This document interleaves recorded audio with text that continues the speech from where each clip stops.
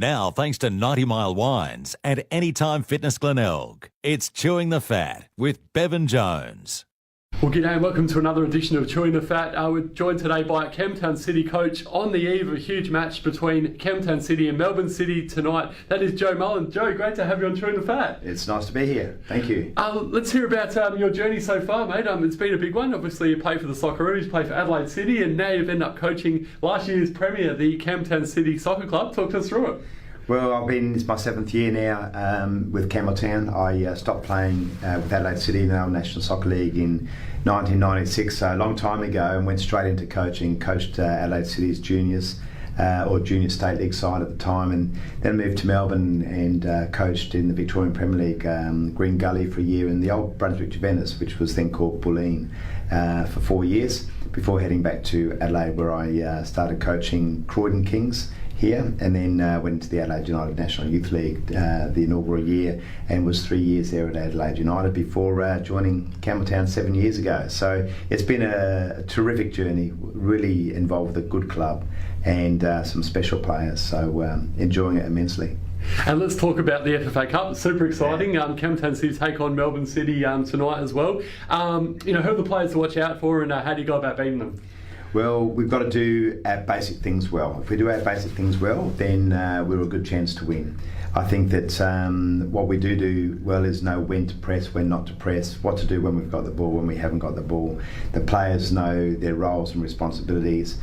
The good thing I think about tonight is that we haven't been able to do any analysis on Melbourne City because they've got new players, they've got a new coach, new philosophy, new methodology, how they're going to be playing. So we have just had to worry or focus on ourselves. So we're worrying on what we do well and focusing on what we do well rather than what Melbourne City will be doing. And I think that would be good enough. I think we're physically well prepared. Technically, we're 20 games into a 22-game season, so we know what to do. And Melbourne City are coming off, they're just starting their pre-season, so they're not match hardened, so I think we can beat them on a couple of fronts, and our will, want, desire, commitment, tenacity to do well is at the top. So it's going to be a good game. Look, who knows what happens, but it's exciting, and I think it's going to be great. And in terms of, obviously, you guys have got a few A-League boys, ex-A-League boys, I should say, Daniel Mullen and Ian Fife and a couple other lads as well. Do you think this puts you in good stead as well? It does. Their experience is massive. Ian Fife, the captain, of course, has won a championship with Sydney FC. He's played professionally in Korea, Australia and Iran. Daniel Mullen, of course, has played in the Chinese Super League and played for the national team. He's played in the A-League for many years. So this experience is good. And then you couple that with Alex Mullen, a year with Sydney FC under Graham Arnold. Joel Allwright has played in the A-League with Newcastle Jets. And those youngsters that we have got, every one of them have actually been through the youth league system, so they know football. They may be young in terms of 23, 24 years of age, but people like Sean Harvey, Dion Kirk, Jake Halliday, Adam Piscaneri, Mark Marino, Louis De Troyer, these players, Anthony Toure, they've had 7 years first team experience and they're only 23, 24. So experience is terrific, led by Fifey. Matt Mullins also played A-League with Adelaide United as well. So we have got some terrific experience.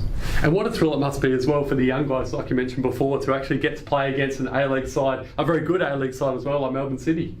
Look, when the draw came out, I wasn't in Adelaide, I was working away that night, but I know that the players and the club itself, we could have drawn anybody, but to draw an A-League club and to bring the best to Stradbroke Road, our ground there at Newton, is terrific. It repays all the work that volunteers do around the players for the many years the club's been going. To get the exposure from a national point of view is great. I mean, it's the Foxtel match of the round.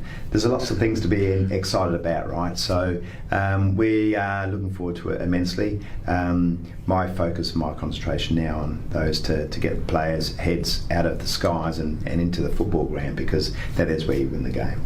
Yeah, well said. And what's it like having your son and nephews playing at Campbelltown City and coaching them? Must be tough and also positive at the same time. Yeah, well, I mean, when they're at the ground, they're just any other player. So, and it's easy words spoken, but it is so true. I treat them just like any other player, and But it's good for my nephews because I get to see them more often than what I would ordinarily do. So to see them 3 times or 4 times a week training and playing is a benefit of having them in the squad. That's not the reason I've got them in the squad. Of course, they're there because they're good footballers and they can play and they're excellent. But to have them in the squad, treat them just like any other player, and they add value to the squad just like other players too. And Ian Fife, your skipper, of course, the right page of 37, he's showing how it's done as an old fella, which is great to see. What's he bring as a skipper? And he's obviously done a fantastic job skippering the side last year to the Premier League for not only South Australia but also nationally as well, which is incredible. Yeah, what has Fife brought to the club? Well, he brings leadership, and he brings what he does do. He's almost like a second coach on that ground because the direction, the system that we play, he brings that together onto the ground. Other players listen to him. They, if he says something and he doesn't go overboard. So when he does speak, his voice is loud, and he leads exceptionally well. He's been wonderful for our club, and it's great to see him finish off his career. Whether it finishes this year or next year, who knows? But it's good to see him finish off his career at the twilight of it by winning things and still being right up there with the best. And this season, you guys are sitting on top of the ladder. You're 4 points ahead of the second place side, which is a pretty good position considering you've got obviously the FA Cup to concentrate on as well. Talk about the season so far and what you need to do to go back to back. Yeah, the season's been great so far.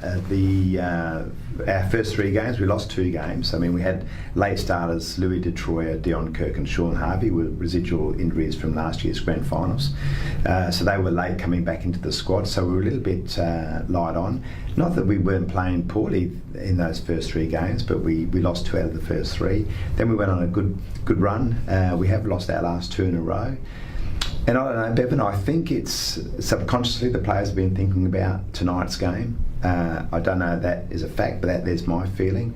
Even though they haven't said that they're thinking about it, because every game is important as every other one, but I think subconsciously this FFA Cup has maybe got a little bit in the way of the league season. Take no credit away from Adelaide United Youth, who beat us 2 weeks ago, and also then on the weekend Adelaide Olympic, who beat us 2-1 on Saturday night. They both deserved their wins.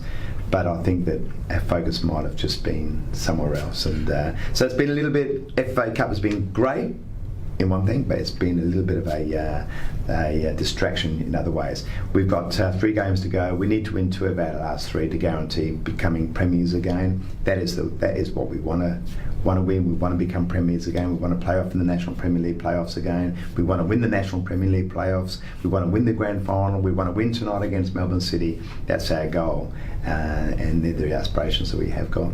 And one thing that absolutely blows me away is how you guys prepare for 3 games in 7 days. What sort of preparation do you guys do? And it must be a bit of a lighter week on the track this week, or? Yeah, it was. So we played Saturday night against Olympic. We led up to that game business as usual. Then we had active recovery that the players did on the Sunday, just to flush out any soreness. Monday night we again went onto the pitch, had a bit of a familial session, again just using the ball, getting it wide. We're using different match balls in the FFA Cup, so we had to use these for training just to get used to and just to have a feeling of them.